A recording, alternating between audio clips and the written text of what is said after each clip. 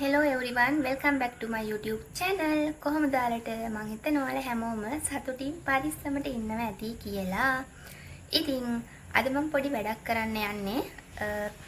මම first time cake එකක් හදන්න යන්නේ. මට හිතුණා මේ ඉස්සෙල්ලා මම හදන කේක් එක නිසා මුලින්ම බටර් කේක් එකක් හැදුවොත් හොඳයි කියලා. ඉතින් ඇත්තටම මට බයයි.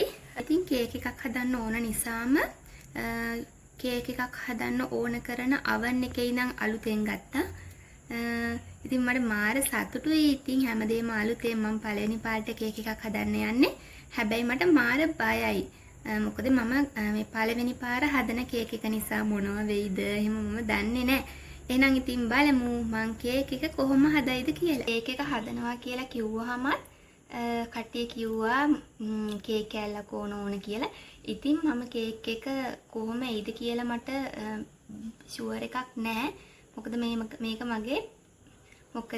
මගේ පළවෙනි කේක් එක නිසා කේක් එක කන්න පුළුවන් තත්ත්වෙ තිබ්බොත් ඇත්තටම හොඳයි. නැත්තම් එහෙම අපරාධි මම වියදම් කරපු සල්ලි මට මාර දුක හිතෙයි.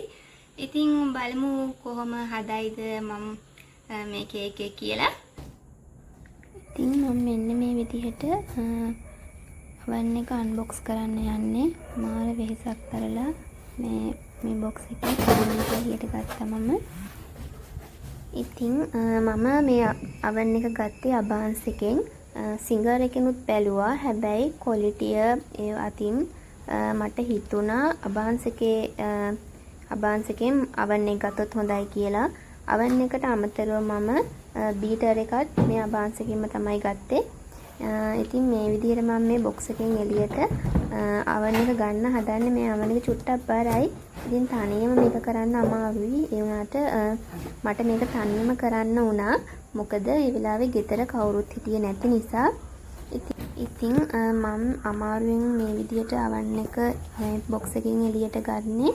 මොකද මට කේක් එක හදලා ඉවර වෙලා ආයෙමත් මේ box එකටම දාලා oven එක අරන් තියන්න ඕන. මොකද අපේ ගෙදර මේක තියන්න සුදුසු තැනක් ඇත්තටම නැහැ. මොකද අලුතෙන්ම ගත්තේ කුණු දූවිලි ගෑවෙනවට මාරම දුකයි. ඒ නිසායි මම මේ විදිහට කරේ. ඉතින් අමාරුවෙන් ඔන්න ඔය විදිහට box එක අනිත් පැත්ත හැරෙව්වා. දැන් ඉතින් මම මේ හදන්නේ මේක එළියට ගන්න.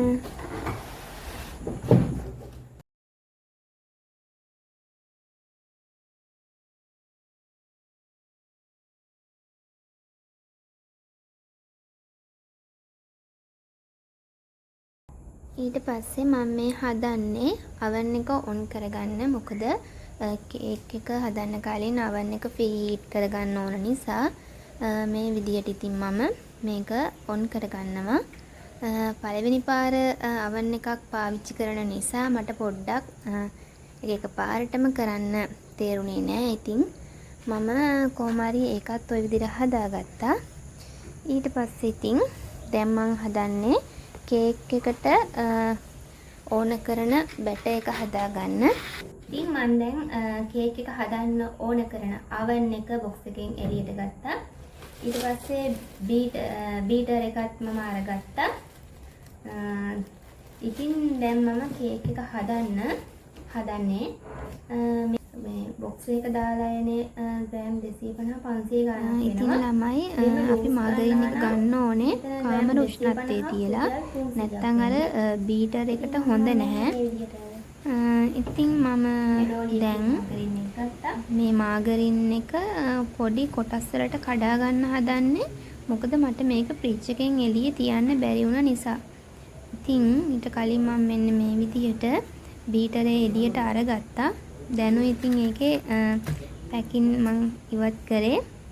ඉතින් ඔන්න ඔය විදිහට මම මේක සෙට් කරගෙන මොකද ළමයි ඇත්තට මම මේක පළවෙනි පාරේ යූස් කරන්නේ. මට නිකන් බයකුත් තියෙනවා. ඉතින් මං කිව්වනේ කාමර උෂ්ණත්වයේ තියාගන්න බැරි වුණා කියලා මට. ඒ නිසා මම මේ හැන්දකින් මේක කුඩා කොටස් වලට කඩා ගන්නවා. ඉතින් මෙන්න මේ විදිහට තමයි මම කුඩා කොටස් වලට මාගරින් එක කඩා ගත්තේ. ඉතින් මේ විදිහට මම චුට්ටක් අයින් කරේ ට්‍රේ එකේ ගා ගන්න. මොකද මල් ළඟ ඉටි මේ සවුපලයක් තිබුණ නැති නිසා. ඉතින් දැන් මම මේ හදන්නේ මේක බීට් කරගන්න. ඇත්තටම බීටර් එකක් මම පාවිච්චි කරන්නේ ෆස්ට් ටයිම්. ඒක මට මාර බය හිතුණා. ඉතින් කොහොම හරි මම ටිකෙන් ටික ඒකත් කරගත්තා.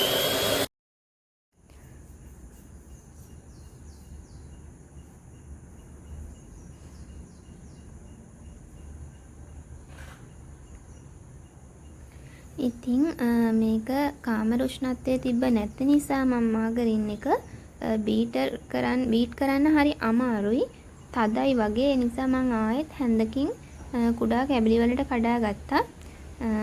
ඉතින් ওই විදිහට තමයි ඉතින් මම මුලින්ම මේ මාගරින් එක බීට් කරගත්තේ.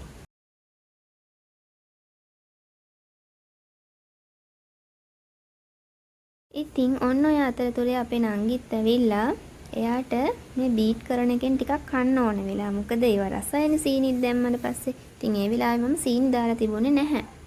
ඉතින් ඊට පස්සේ මම සීනිත් දාලා බීට් කරා.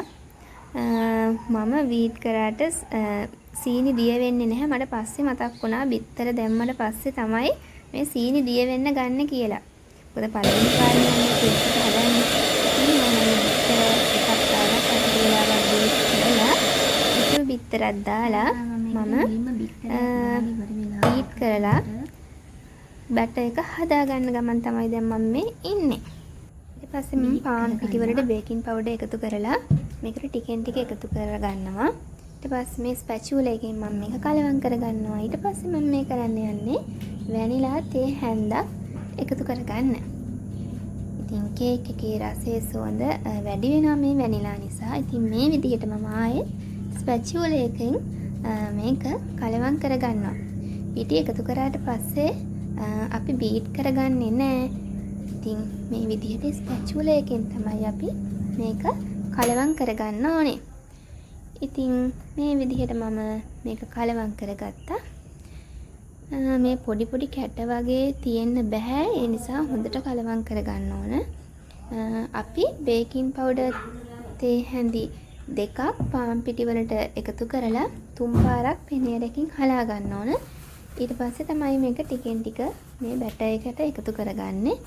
ඉතින් මම මේ ට්‍රේ එකේ මාගරින් ටිකක් ගා ගන්නවා. මොකද අපිට කේක් එක බේක් වුණාට පස්සේ මේක මේ තැටියෙන් ඉක්මනට එළියට ගන්න ලේසි. මාගරින් එක උඩින් පාන් පිටි චුට්ටකුත් තවර ගන්නවා. ඊට පස්සේ මම මේ හදන්නේ බැටර් එක ට්‍රේ එකට දාගන්න. ඔය විදිහට ස්පැචුලා එකෙන් තමයි මම මේක දාගන්නේ ට්‍රේ එකට.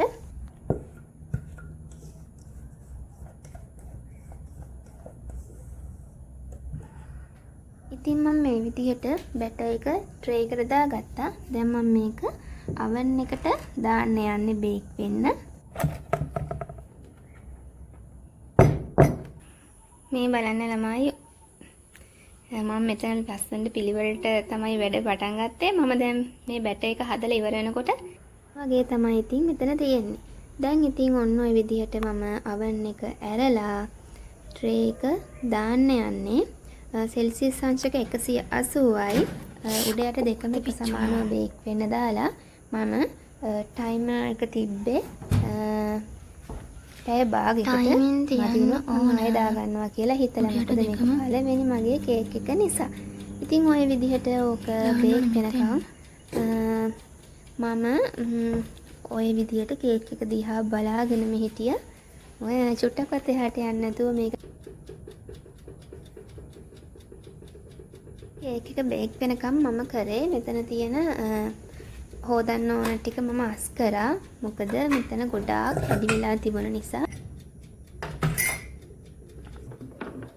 අතරතුර කේක් එක බේක් වෙන සුවඳ මට මාර විදිහට දැනුණා. ඉතින් මම ඒ වැඩ ටික කරන ගමන් කේක් එකට මොකද වෙන්නේ කියලා බලන්නත් අමතක කරේ නෑ. ඉතින් ඔන්න ඔය විදිහට කේක් එක බේක් වෙලා තිබුණා.